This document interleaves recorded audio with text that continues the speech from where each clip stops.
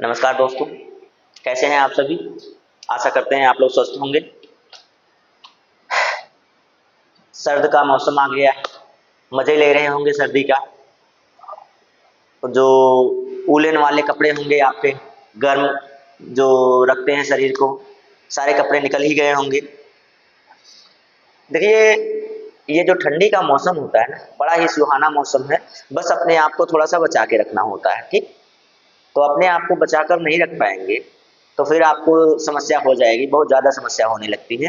तो बचाकर भाई हर मौसम में रखना पड़ता है, लेकिन ये मौसम जो है बहुत सुहाना होता है। तो चलिए दोस्त, आज के सेशन में चलते हैं हम अपने उस प्रैक्टिस सेट पर, जो प्रैक्टिस सेट आपका प्रीवियस ईयर के प्रश्नों का संग्रह ही है। वही प्रश्न आपके पेपर में आते हैं, वही पेपर में आए हुए भी हैं। तो मैं आपका आकलन भी कर रहा हूँ और साथ ही साथ आपको सिखाता चल रहा हूँ। आपके कितने प्रश्न सही हो रहे हैं वो भी आपको बताना पड़ रहा है, और आप उसमें अपना आकलन स्वयं भी स्वतः ही कर सकते हैं।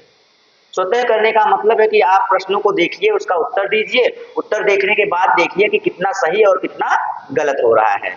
जब इस तरह से आप अपने आप को जांचेंगे, अपने आप को परखेंगे, तब आपको समझ में आएगा कि सर का पढ़ाया हुआ समझ में आ रहा है कि नहीं आ रहा है, हमें कितना लाभ हो रहा है। देखिए, जब तक लाभ ना हो तब तक आप की जो तैयारी है उसमें समझिएगा कि अभी कोई फायदा नहीं हो रहा है, यानी तैयारी हमारी सकारात्मक नहीं है। जब वही उदासीन रहेगी, तैयारी आपकी उदासीन रहेगी, तो भाई आप खुद ही बता दीजिए, तो उसे आप कैसे मानेंगे कि ये हमारी सकारात्मक तैयारी हो रही है। अरे जब आप इस पॉइंट पर हैं, इस पॉइंट से जब तक आप आगे नहीं बढ़ेंगे, यहीं पर खड़े हुए हैं, कैसे आप मानेंगे कि हमारी तैयारी हो रही है। तो दोस्त, बेहतरीन से बेहतरीन कंटेंट, बेहतरीन से बेहतरीन प्रश्न, बेहतरीन से बेहतरीन व्याख्या के साथ एकदम सरल शब्दों में आपको समझाने का प्रयास होता है। जहां तक हो सकता है वहां तक प्रयास किया जाता है। अथक प्रयास आपके लिए है, बस आप क्वालिफाई हो जाइए, वही हमारा शुल्क हो जाएगा, क्योंकि हमने कोई शुल्क रखा नहीं है। अभी चर्चा हो रही थी कि सर मेंबरशिप ले लिया जाए, तो हमने कहा भाई अभी ऐसा ना कीजिए। हमारी जो टीम है उसमें हमारी जो राय रही कि सर ऐसा ना कीजिए, अभी निःशुल्क चल रहा है, निःशुल्क चलने दीजिए। निःशुल्क चलने के बाद जब बैच लॉन्च होगा तो उसमें तो मेंबरशिप क्या, सारी चीजें अवेलेबल हो जाएंगी आपके लिए, ठीक है। तो आइए, आज का जो पहला प्रश्न होगा 16वें प्रश्न से है, क्योंकि इसके पहले जो हमने पढ़ाया है आपको, सिखाया है आपको, वो गद्यांश और पद्यांश सिखाया है। देखिए, आज हम बहुत ज्यादा खींच कर नहीं बोलेंगे, खांसी आ रही है, थोड़ा सा गले में खिंच खिंच खराश है, शादी में जाने की वजह से जग गए थोड़ा सा, तो उससे रूटीन वो गड़बड़ हो गया है। तो चलिए देखते हैं, पहला प्रश्न आपके सामने है, चलिए इसका जवाब दीजिए। और ये बहुत प्यारा सा प्रश्न, ये जो श्रृंखला है आपकी 15 प्रश्न की, 15 प्रश्नों में आपको जो भाषा है, भाषा शिक्षण से ही है, अन्यत्र किसी से नहीं है, बस भाषा शिक्षण से ही संबंधित है सर।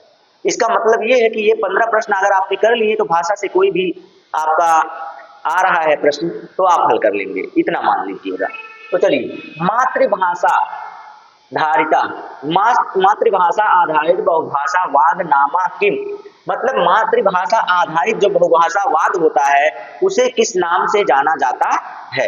तो बताइए जरा, किस नाम से जाना जाता है। केवल, पहली बात यह है कि आपका ये ऑप्शन कट गया, जहां पे केवल दे तो केवल वाली भाषा ही कट जाती है। ये मैंने आपको समझा रखा है, बता रखे हैं, बार बार आपको ये कहा है कि ऐसा जैसे ही विकल्प में आपको मिले आप तुरंत विकल्प को हटा दीजिए, ऐसे विकल्प को आप चयनित ही ना कीजिए। अगर ना लगाया हो तो ये हो जाता, लेकिन मातृभाषा माध्यमेन अधिगम भाषा भाषाणाम योग,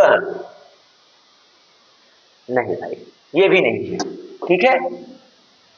प्रथम मातृभाषायां अधिगम तदंतर अधिगमाम, ये वाला देखिए सही हो जाएगा। ये वाला सही क्यों हो रहा है, अब ये भी देख लीजिए। पहली भाषा आपकी मातृभाषा है, इसने क्या कहा कि पहली भाषा आपकी मातृभाषा का अधिगम करेंगे आप, उसके बाद किसी और भाषा में आप बच्चे को ले जाएंगे, क्योंकि मातृभाषा में बच्चा सबसे अधिक सीखता है। बच्चा मातृभाषा को सीखा है, उसी में सिर्फ आपको समायोजित करना है उसको। जब उसी में आपको समायोजित करना है तो बच्चे को आपको शुरू से कुछ नहीं सिखाना है। बच्चे की मातृभाषा बच्चे के पास है, उसके शब्दों का संकलन उसके पास है, उसमें आपको परिमार्जन करना है। तो परिमार्जन करने में ज्यादा अच्छा होता है उससे, उसकी अपेक्षा कि आप शुरू से उसको कुछ सिखाएं। शुरू से सिखाने से अच्छा है कि जो उसके पास है उसी में परिमार्जन करके आप आगे बढ़िए। ठीक है, चलिए तो आगे चलते हैं। इस प्रश्न का राइट आंसर आपको ऑप्शन नंबर सी मिल गया है। आशा करते हैं आपको समझ में भी आया। चलिए तो ये रहा प्रश्न नंबर सी, प्रश्न नंबर 16। तो उसके बाद 17, विद्यालयी भाषा शिक्षा नीति ज्ञायते। विद्यालयी भाषा शिक्षा नीति किस नाम से जानी जाती है? विद्यालयी भाषा शिक्षा नीति को जानते हैं, किस नाम से जानते हैं भाई? तो बहुभाषा शिक्षा, शिक्षा भाषाई, शिक्षायाम भाषाई, मातृभाषा बहुभाषावाद। अब ये देखिए इसमें से आपको सारी बातें तो हो गई, ये भी एक मिनट, ये वाला ऑप्शन, ये वाला ऑप्शन, दोनों का सम्मिलित रूप ये देखिए त्रिभाषा सूत्र। जो विद्यालयी भाषा है ना, विद्यालयी भाषा की शिक्षा नीति को त्रिभाषा सूत्र के नाम से जाना जाता है। अब ये त्रिभाषा सूत्र है क्या मेरे दोस्त? तो त्रिभाषा सूत्र जो होता है ना, इसको पेश किया था आपके कोठारी आयोग ने। किसने पेश किया था भाई? कोठारी आयोग ने पेश किया था। अब ये कोठारी आयोग क्या हो गया भाई? दौलत सिंह जी ने लाया था इसको, दौलत सिंह कोठारी। कौन लाए थे इसको? दौलत सिंह कोठारी। दौलत सिंह कोठारी, इन्हीं के नाम पे ये कोठारी आयोग बना है। ठीक है, कोठारी आयोग का गठन कब हुआ था मेरे दोस्त? तो कोठारी आयोग का गठन माना जाता है 14 जुलाई। 14 जुलाई का मतलब हो गया भाई 14 जुलाई। ठीक है, 14 जुलाई 1964 को माना जाता है। और इस नीति को 1964-66 भी कहा जाता है, 1964-66 भी कहा जाता है। ठीक है, इस नाम से भी इसको जाना जाता है, 1964-66 के नाम से। इतनी चीजें अगर आपको समझ में आई हो तो थोड़ा सा और आगे बताने का प्रयास करेंगे आपको कि ये देखिए त्रिभाषा सूत्र में अभी आपने कोठारी आयोग देख लिया, दौलत सिंह कोठारी ने इसका गठन किया था। इन्होंने इस आयोग ने त्रिभाषा सूत्र पेश किया था। ठीक है, इन्होंने इस पेश कब किया था? त्रिभाषा सूत्र पेश कब किया गया था? ये तो हो गया कोठारी आयोग का। पेश इसको किया गया था 1968 में। पेश कब किया गया था? तो 1968 में इसको पेश किया गया था। अब आपको समझ में आ गया होगा कि भाई कोठारी आयोग किसने बनाया? दौलत सिंह कोठारी ने। 14 जुलाई 1964 को इसका गठन किया गया, इस आयोग का। उसके बाद इसको 1964 से 66 के नाम से भी जाना जाता है, 1964-1966 के आयोग के नाम से भी जाना जाता है। लेकिन इस आयोग ने त्रिभाषा सूत्र पेश किया। कब पेश किया? तो उसके 2 वर्ष बाद पेश किया। 2 वर्ष नहीं, 4 वर्ष कहा जाएगा इसको। यहाँ से कहा जाए तो 4 वर्ष कहा जाएगा, यहाँ से कहा जाएगा तो 2 वर्ष कहा जाएगा, इससे कोई मतलब नहीं। तो त्रिभाषा सूत्र कब पेश किया गया? 1968 में पेश किया गया। कब पेश किया गया? 1968 में। अब इस त्रिभाषा सूत्र में आप देखेंगे तो पहली भाषा मैंने अभी बताया कि बच्चे की मातृभाषा होनी चाहिए। क्या होनी चाहिए? मातृभाषा होनी चाहिए। दूसरी भाषा क्या होनी चाहिए? अगर हिंदी भाषी है तो हिंदी होना चाहिए, हिंदी भाषी क्षेत्र है तो हिंदी होना चाहिए, जिसे हम लोग राजकीय या केंद्रीय भाषा कहते हैं। राजकीय भाषा, जिसे हम लोग राजकीय भाषा या केंद्रीय भाषा या सह राजकीय भाषा भी कहते हैं। जानते रहिए, मैं जो बोल रहा हूँ वो भी महत्वपूर्ण है, पूरा लिख नहीं रहा हूँ तो कोई बात नहीं। राजकीय, केंद्रीय या सह राजकीय भाषा भी इसको कहते हैं। तीसरी भाषा जो होती है इसको हम लोग आंग्ल भाषा या विदेशी भाषा, आंग्ल भाषा या विदेशी भाषा, आंग्ल भाषा या विदेशी भाषा, या फिर इसी को हम लोग अंग्रेजी भी कह सकते हैं ना, अंग्रेजी भी तो कह सकते हैं इसी को। ठीक, तो इन सारी भाषाओं के 3 भाषाएं हैं, तीनों भाषाओं का योग कम से कम माना जाता है कि बच्चे को 3 भाषाओं का ज्ञान होना चाहिए। कक्षा 5 तक से शुरू होने पर बच्चों को 3 भाषाओं का ज्ञान होना ही चाहिए। जब 3 भाषाओं का ज्ञान होगा तो बच्चे को ये जो भाषा है बहुभाषावाद, जिसे हम लोग बहुभाषावाद कह रहे हैं, जिसे हम लोग क्या कह रहे हैं, बहुभाषावाद कह रहे हैं। तो यह एक संसाधन के रूप में माना जाता है, बच्चे के लिए यह क्या माना जाता है, एक संसाधन के रूप में इसको प्रयोग किया जाता है या माना जाता है, संसाधन के रूप में, रिसोर्सेस के रूप में इसको माना जाता है। ठीक है, तो ये रहा आपका तीसरा क्या बोलते हैं, प्रश्न नंबर दूसरा ही है आपके पास, त्रिभाषा सूत्र। ये तो ऑप्शन कौन सा सही हो जाएगा, स्क्रीनशॉट ले लीजिए, पहले आप स्क्रीनशॉट ले लीजिए, नोट कर लीजिए, जैसा भी आपको लगे कर लीजिए, बहुत ही महत्वपूर्ण है, ये कहीं भी आ जाता है, आपको ये बाल विकास में भी आ जाता है, आपको ये हिंदी में भी मिल जाएगा, यहाँ भी मिल रहा है, पर्यावरण में भी मिल सकता है, भाषा शिक्षण की जगह पे आ जाए तो इस तरह से ये सभी जगहों पर महत्वपूर्ण होता है। ठीक है, तो इतना महत्वपूर्ण कंटेंट है तो आपको नोट करना आवश्यक है। चलिए आगे चलते हैं अगले प्रश्न, ये लीजिए प्रश्न नंबर 18। प्रश्न नंबर 18, समुच्चय भाषा उपागम क्या होता है? समुच्चय भाषा उपागम क्या होता है, ये कहा पूछा गया है। हाँ है, क्या है, तो विद्यार्थियों की भाषा अधिगम भवति, अक्षर ध्वनि निरंतराणाम शब्दानाम समूहानाम वाक्यानाम च ज्ञानेन इति अवधारणा। नहीं है भैया, विद्यार्थी नाम भाषा अधिगम भवति भाषा खंडेभ्य अनंतरे ते वर्णानाम अक्षराणाम च बोधम कुर्वन्ति इति भाषा इति अवधारणा। तो ठीक है भाई, ये जो आपका ऑप्शन नंबर, आप बताइए कौन सा सही है, तो ये ऑप्शन नंबर बी आपका सही हो जाएगा। बी क्यों सही हो जाएगा, ये भी मैं इसका मतलब बता दे रहा हूँ कि इसमें कह क्या रहा है। भाषा अधिगम में, विद्यार्थियों के भाषा अधिगम में सबसे पहले आप क्या करेंगे, भाषा को खंडित करेंगे, भाषा को क्या करेंगे, खंडों में बांटकर, भाषा को क्या करेंगे, खंडों में बांटकर, खंडों में बांटकर आप फिर उसके बाद अनंतरे ते कहा गया है ना, वर्णों और अक्षरों का आप क्या कराएंगे, बोध कराने वाली अवधारणा का नाम ही समुच्चय भाषा उपागम है। तो क्या करेंगे, वर्णों या अक्षरों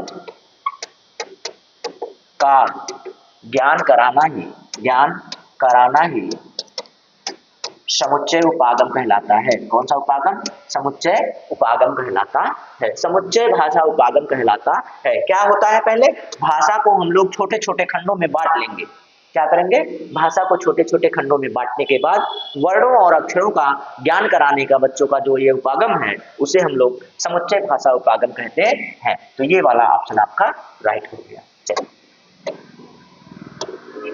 ये रहा आपका प्रश्न नंबर 19। प्रश्न नंबर 19 यानी कि 15 के बाद ये चौथा नंबर आएगा प्रश्न का। भाषा अधिगमार्थम कंठस्थीकरणम भाषा शिक्षणस्य का उपागम स्वीकरोति अंगरूपेण।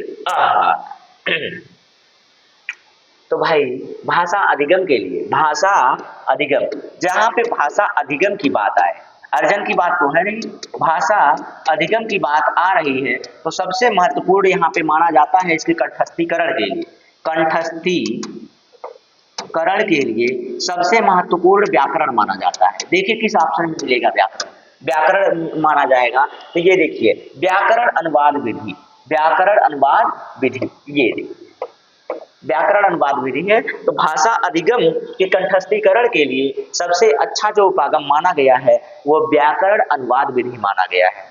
क्या माना गया है, तो व्याकरण अनुवाद विधि माना गया है, क्योंकि वेदों में भी व्याकरण को ही सबसे ज्यादा महत्व दिया गया है किसी भाषा के अधिगम के लिए, किसी भाषा को परिमार्जित करने के लिए, किसी भाषा को शुद्धता प्रदान करने के लिए व्याकरण का ही, व्याकरण अनुवाद पद्धति को ही सबसे समीचीन माना गया, सबसे समुचित माना गया है, उचित माना गया है। ठीक है, तो ये रहा आपका ऑप्शन नंबर बी। ठीक, ऑप्शन नंबर बी है ना, हाँ ओके, बी फॉर बॉल। लीजिए प्रश्न नंबर तीसरा, प्रश्न नंबर 20वां आपके सामने। तो चलिए, काव्या एका भाषा शिक्षिका अस्ति। काव्या मतलब आपकी मैडम जी का नाम क्या है, काव्या है। अरे बताइएगा मत आपकी मैडम का नाम काव्या है। ठीक है, अपने मन में रखिए कि हाँ हमारी मैडम जी का नाम काव्या है, वो बहुत सुंदर होंगी। ठीक है, कैसे होंगी, बहुत सुंदर होंगी, देखते ही मन को मोह ले, मनोहारी। ठीक, आइए कोई बात नहीं, तो मैडम जी को छोड़िए, मैडम जी ने जो पढ़ाया उसको देखते हैं। क्या पढ़ाया काव्या मैडम ने, काव्या मैडम आपने क्या पढ़ाया, वह विषयानुगुण शब्दानाम आहरणम, विषयानुगुण विषय में जो आए हुए शब्द हैं, जो अच्छे शब्द हैं, उचित शब्द हैं, उनका क्या कर रही हैं, आहरण करवा रही हैं, मतलब याद करवा पढ़ा रही हैं उनको। तेषाम सहगामी शब्दानाम च आहरणम, मतलब जो उनके साथ विद्यार्थी हैं उनको भी वह क्या कर रही हैं, निर्देश दे रहे हैं, छात्रों को निर्देश दे रही हैं उन शब्दों का क्या करने के लिए, आहरण करने के लिए, याद करने के लिए, उनको अच्छे से याद करने के लिए, पढ़ने के लिए। तो इस योजना का क्या नाम है, इस योजना का क्या नाम है भाई, तो इस योजना का नाम क्या है। अब इसमें से देख लीजिए, शब्द जाल, शब्द क्रीड़ा, शब्द निर्माण, तीनों में शब्द आ गया और शब्द ये है, ठीक है, तो ये हट गया, तो बचा क्या, विन्यास इति, योजना विन्यास विधि कहते हैं इसको, क्या कहते हैं इसको, योजना विन्यास विधि कहते हैं इसको, योजना विन्यास विधि या उपागम, उपागम कहते हैं इसको, किसको, तो ये जो आपका प्रश्न है जिस पर आधारित बस अच्छे अच्छे शब्दों को याद करवाया जा रहा है बच्चों को, तो इसे कहते हैं, ठीक है। तो ये ऑप्शन नंबर ए में मिल गया, ऑप्शन नंबर ए, ये आपका राइट आंसर। चलिए प्रश्न नंबर 21वां आपके सामने, अच्छे प्रश्न है भाई, अच्छे प्रश्न है तो अच्छे प्रश्न के साथ अच्छी व्याख्या भी मिलनी चाहिए, अच्छी व्याख्या है तो अच्छे लोगों को भी मिलनी चाहिए, तो अच्छे लोग तो आप हैं ही, जब अच्छे लोग आप हैं तो हमने आपको समझाने का प्रयास किया भाई, आप समझ गए, आपके लिए 1 नंबर। चलिए तो बहुत तेजी से नहीं, एकदम शांत प्रिय होकर विनम्र रूप से सदाचारी भाव से एकदम सीखने का प्रयास करें। सीखिए, छात्राणाम भाषा दक्षताया परीक्षण कर्तुम, मतलब छात्रों की भाषा दक्षता को की परीक्षा ली जा रही है भाई, उनका आकलन किया जा रहा है। शिक्षिका, शिक्षिका, अच्छा मैडम जी ही हैं, पढ़ा तो सर जी रहे हैं, प्रश्न में मैडम जी को बार बार देता है, अरे मैडम जी नहीं भैया, हमको भी तो देख लो, हम लोग भी तो अध्यापक हैं, हम लोग शिक्षक हैं, हम लोग क्या हैं, शिक्षक हैं। शिक्षिका यानी कि मैडम जी बार बार आ रही हैं, अध्यापिका महोदया बार बार आ रही है, अध्यापक महोदय को भी तो लाइए भाई, उनको भी तो मौका दीजिए, वो भी तो सिखाने का प्रयास करते हैं, ठीक। हाँ, शिक्षिका एकम प्रश्न पत्र प्रस्तुत है, एकम प्रश्न पत्र प्रस्तुत है, एक प्रश्न पत्र क्या करती है, प्रस्तुत करती है, ठीक है। तस्मिन् सा प्रत्येकम पंचम पदम प्रत्याहितम एकम परिच्छेदम ददाति, छात्रान पंचम पदम पंचम पदम होना चाहिए था, रिक्त स्थानम पूरयितुम छात्रान निर्देशते। अच्छा, मतलब कि क्या किया जा रहा है, उनमें जो पंच पद होते हैं, पांचवा पद उसमें से पंचम पदम, देखिए पंचम पदम प्रत्याहितम एक परिच्छेदम, 5 पदों का एक क्या है, अनुच्छेद है, उसमें रिक्त पद छोड़े जा रहे हैं, उसमें क्या किए जा रहे हैं, रिक्त पद छोड़े जा रहे हैं। एक मिनट, रिक्त स्थान छोड़ दिए जा रहे हैं, जब रिक्त स्थान छोड़ दिए जा रहे हैं तो उन रिक्त स्थानों को क्या करना है, पूरा करने का निर्देश दिया जा रहा है, पूरा करने का निर्देश दिया जा रहा है। अवबोध परक पठनम है क्या ये, नहीं भाई, अवबोध परक पठनम नहीं है, शब्द ज्ञान परीक्षा नहीं है, शून्य पर स्थान पूर्णम नहीं है, शून्य स्थान पूर्णम नहीं है। अब ये जो एक है आपके पास, क्लोज परीक्षा इति, क्लोज परीक्षा इति, क्लोज परीक्षा इति का होता है भैया, ये तो आपको भी नहीं समझ में आया होगा कि क्लोज परीक्षा क्या हो गया, ये टेस्ट क्या हो गया। इस टेस्ट में क्या किया जाता है कि आपको टॉपिक देकर टॉपिक से कुछ जो शब्द होते हैं उनको हटा दिया जाता है, फिर आपको उसे भरने को कहा जाता है, ठीक। ये रहा आपका क्लोज परीक्षा, ठीक, पद्धति। चलो आगे चलते हैं, बहुत ज्यादा व्याख्या की जरूरत है नहीं।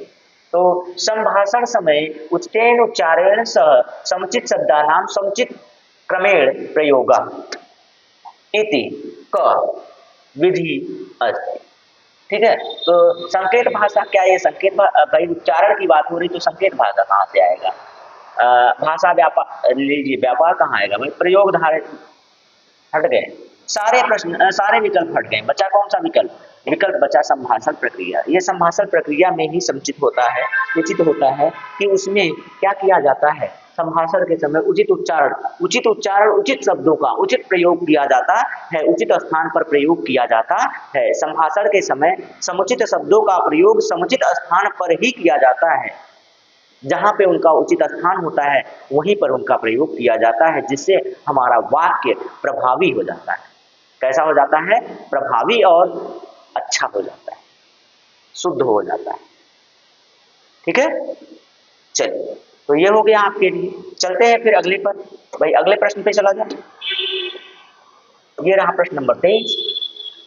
आज मजा आ रहा है, 23 प्रश्न हो गया। प्रश्न नंबर 23 आ गया है भाई। 23 के बाद 7 प्रश्न और होंगे, मतलब आज बहुत ज्यादा समय नहीं लगा,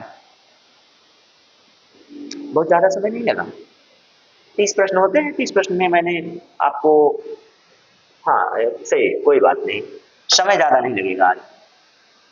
कथा कथनम एकम शिक्षण शास्त्रीय उपकरणम अस्ति तस्य उपयोगा क्रियते। अब ये बताइए भाई, कथा कथन का मतलब जो बच्चे होते हैं कथा कथन विधि को कितने महत्वपूर्ण एकदम रहते हैं कि हाँ सर जी कहानी सुनाइए हम सुनेंगे। कितने आनंद पूर्वक क्लास में एकदम शांति पूर्वक सुनते हैं कि हाँ सर जी कहानी बताएंगे हम लोगों को। सर जी क्या बताएंगे? कहानी बताएंगे। यह एक रोचक विधि है, यह एक क्या है? रोचक पद्धति है। यह एक क्या है? बच्चों को पढ़ाने की रोचक पद्धति है। कौन सी विधि? कथा कथन विधि। कथा कथन विधि एक क्या है? बच्चों के लिए रोचक पद्धति है। बच्चे आनंद पूर्वक सीखते हैं, आनंद पूर्वक सीखते हैं और सक्रिय होकर सीखते हैं। कैसे होकर? सक्रिय होकर सीखते हैं। और बच्चा जब सक्रिय होकर सीखता है तो समझिए आप एक अच्छे अध्यापक की श्रेणी में आते हैं। अपना भी आकलन कर सकते हैं आप। तो अब इसमें करना क्या था ये देखना है। श्रवण गतिविधो छात्रान नियोजितुम, कट गया। छात्राणाम संभाषण कौशलस्य विकासार्थम। संभाषण की बात नहीं, बच्चे को कहानी सुना रहे हैं आप। कक्षायाम अनुशासनम पालयन्तु, अनुशासन पालन की बात जहां आए वहां पर आप तुरंत क्या कीजिएगा? ऑप्शन को हटा दीजिएगा, ऑप्शन हट जाएगा। ठीक है, तो ये बच्चा आपका ऑप्शन नंबर सी। और ऑप्शन नंबर सी जो है भाई, यही आपका राइट आंसर है। यही आपका क्या है? राइट आंसर है। क्यों राइट आंसर है जरा देखिएगा, तो ये हो जाता है आपका भाषा साहित्य कौशलस्य विकासार्थम। भाषा साहित्य, आप कहानी कथा जो सुनाते हैं वो किसी से रिलेटेड ही सुनाते हैं, जिससे बच्चे के साहित्य कौशल का विकास होता है। बच्चे के भाषा साहित्य कौशल का विकास होता है। आप कथा कहानी कहिए या कविता कहिए या आप बच्चों को कुछ भी सुनाइए, चुटकुले सुना दीजिए, तो बच्चे के शब्द संकलन का विकास होगा, उसके साहित्य कौशल का विकास होता है। तो उसके किसका होता है? साहित्य कौशल का विकास होता है। साहित्य कौशल के बाद उसके साथ साथ उसका आलोचनात्मक कौशल का विकास होता है। बच्चे में क्या होता है? आलोचनात्मक कौशल का भी विकास होता है। देख लीजिएगा, तो ये भी देख लीजिएगा, कहीं ना कहीं मिल जाता है। यदि साहित्य कौशल का विकास किया जा रहा है तो बच्चे के आलोचनात्मक कौशल का भी विकास होता है। कथा कथन से ही ये संभव होता है, कहानी विधि से ही ये संभव होता है। ससंदर्भ व्याकरण नामा, तो अब ये जरा बताइएगा, तो ससंदर्भ व्याकरण नाम का क्या नाम है भाई? किम का नहीं, किम का मतलब कौन होता है, किम का मतलब क्या होता है? तो चलिए जरा सा इसमें से बताइए। तो पुनः अभ्यास, ये भाई पुनः बार बार रटाइए मत बच्चे को मैंने कितनी बार कहा है कि आप रटनता मत करवाइए, रटनता मत खेलिए, ये रटनता मत खेलिए भाई। रटाएंगे तो गलत बात है।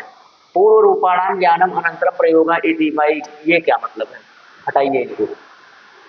व्यवस्थित संरचना मध्य में स्वाभाविक भाषा या उदाहरणी रूपाणाम परिचय तथा च संदर्भे, हाँ ये तो मान लीजिए भाई, ये हटा दीजिए तब जब ये सही हो रहा है। तो ये ऑप्शन नंबर सी आपका राइट होगा। क्यों होगा वो देख लीजिए। स्वाभाविक भाषा भाषा का मतलब क्या हुआ? मातृभाषा हो गई।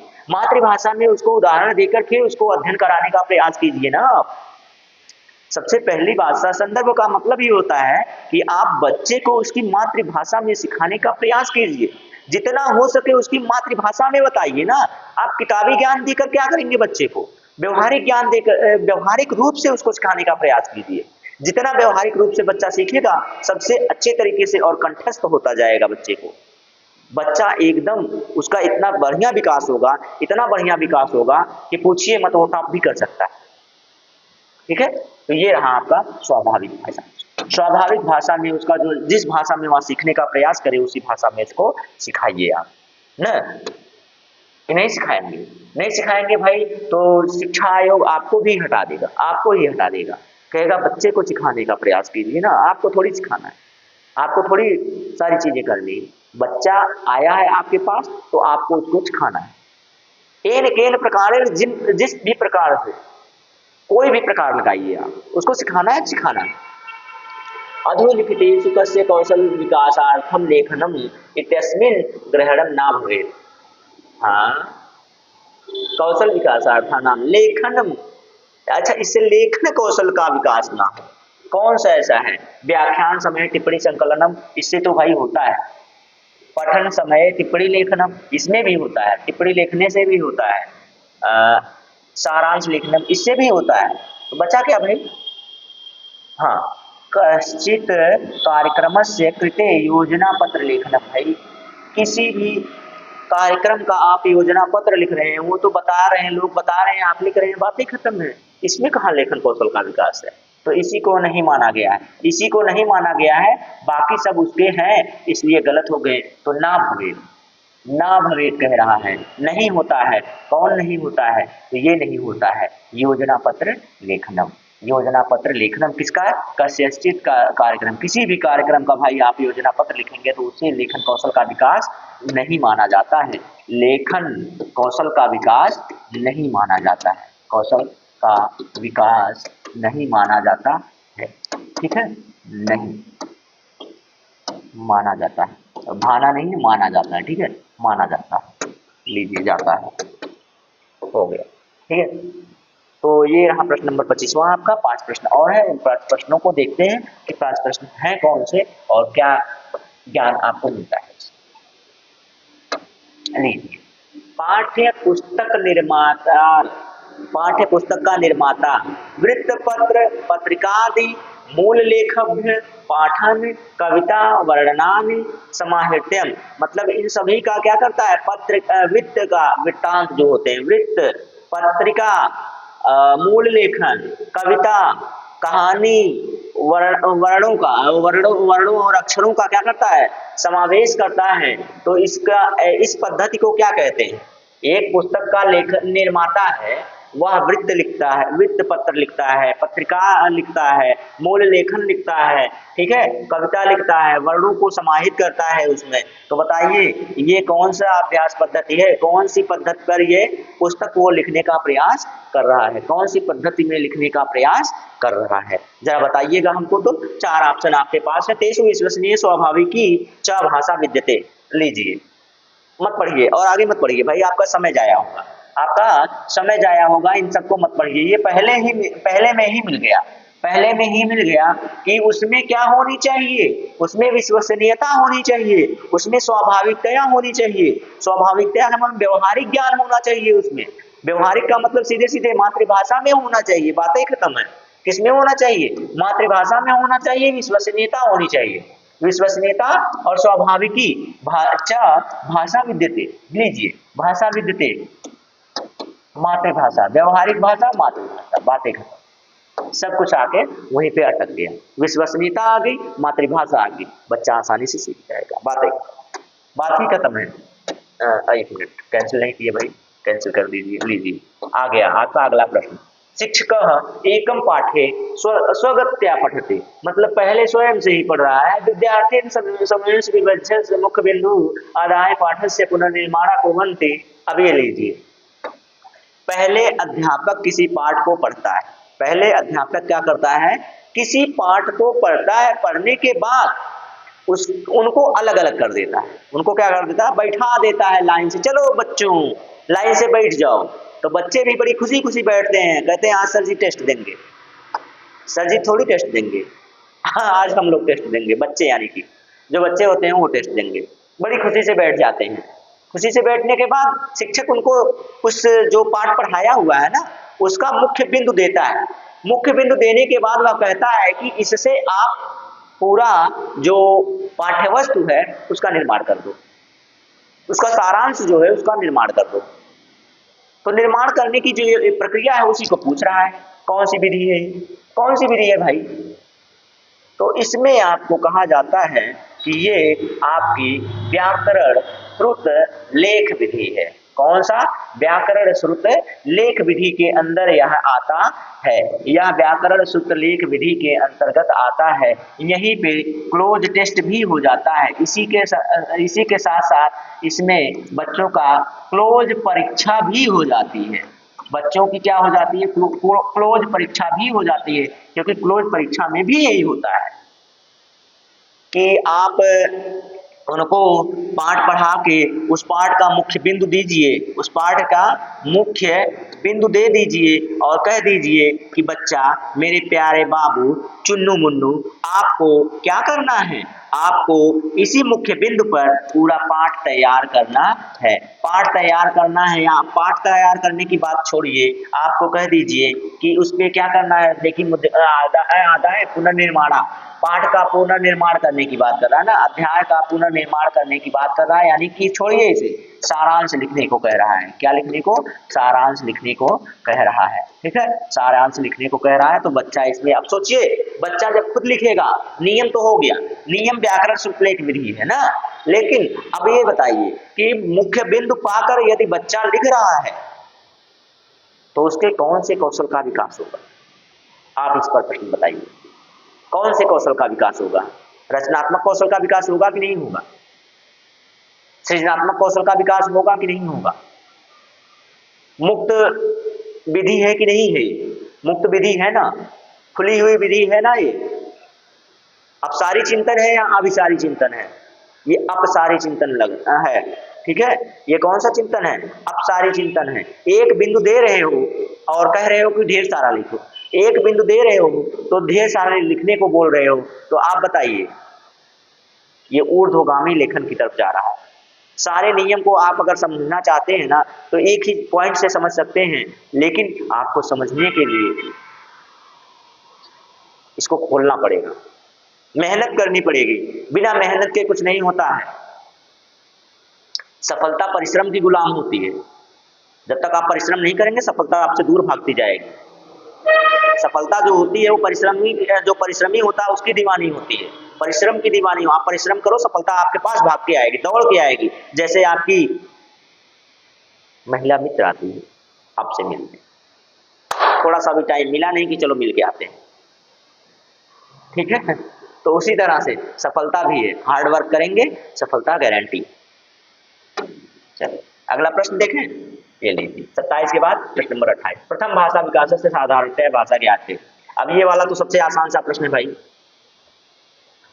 प्रथम भाषा मतलब मातृभाषा, स्वाभाविक भाषा। प्रथम भाषा मतलब स्वाभाविक भाषा, मातृभाषा व्यवहारिक भाषा, बच्चे की पारिवारिक भाषा, पास पड़ोस की भाषा, क्षेत्रीय भाषा। क्या कहना चाह रहे हैं आप? जो भी कहना है कह लीजिए, वही भाषा है। इसको कैसे सीखता है बच्चा? अधिगम, क्या उसे अधिगम करता है? सीखना कहीं सीखता है जाकर, उसे कहीं जाकर उसे सीखना पड़ता है? नहीं सीखना पड़ता है। इसका मतलब है कि उसे अर्जित कर लेता है। अर्जित करने का मतलब यहाँ दूसरे शब्द में लिखा गया है कि अधिग्रहण करना। क्या लिखा गया है? अधिग्रहणम। क्या लिखा गया है? अधिग्रहणम इति। ठीक है, मातृभाषा को अधिग्रहण यानी कि अर्जित किया जाता है। कितनी बार मैं बताता हूँ आपको, आप समझ नहीं पाते हैं भाई। इसी को साहजिक भाषा भी कहा जाता है। साहजिक भाषा, सहज रूप से ही उसको साहजिक भाषा, ठीक है, सहज रूप से ही बच्चे को यहाँ मिल जाती है, वरदान के रूप में मिल जाती है ना, परिवार से ही मिल जाती है उसको ये भाषा। कौन सी भाषा? प्रथम भाषा। ये प्रथम भाषा जो उसके परिवार से, उसकी माता की भाषा होती है, उसके क्षेत्र की भाषा होती है, क्षेत्रीय भाषा जो उसकी होती है, उसे सिखाने की जरूरत नहीं पड़ती, वह खुद ही अर्जित कर लेता है, खुद ही उसको ग्रहण कर लेता है। ठीक है, तो ये हो गया अधिग्रहण।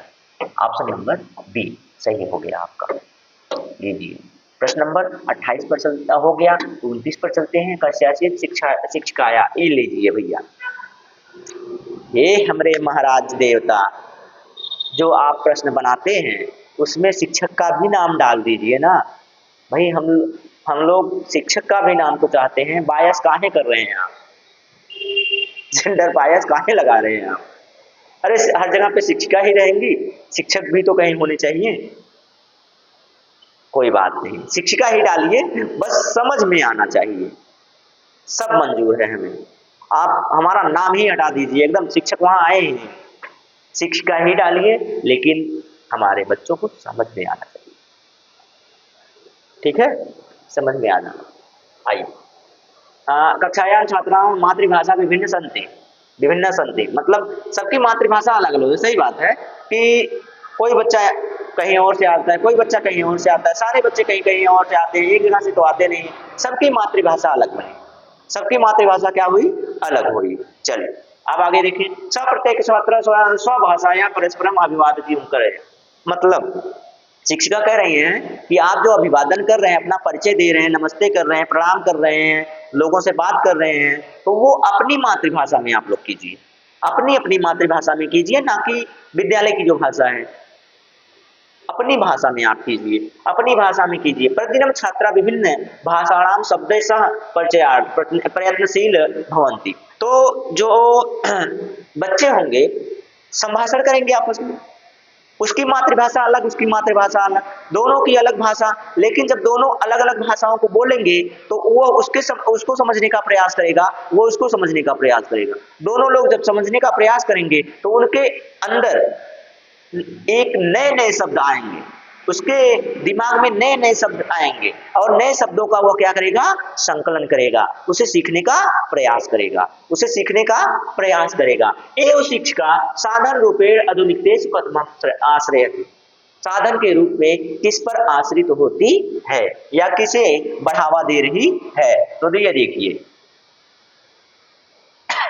भाषा कैवाद्यम, भाषा एक का मतलब एक भाषा है भाई, यहाँ एक भाषा नहीं, एक भाषा तो वैसे योजना रूपेण को हटा दीजिए एकदम, बहुभाषिकता तो था, बहुभाषिकता का प्रयोग करवा रही हैं, लेकिन इससे भी अच्छा ऑप्शन आपको ऊपर मिल रहा है, संसाधन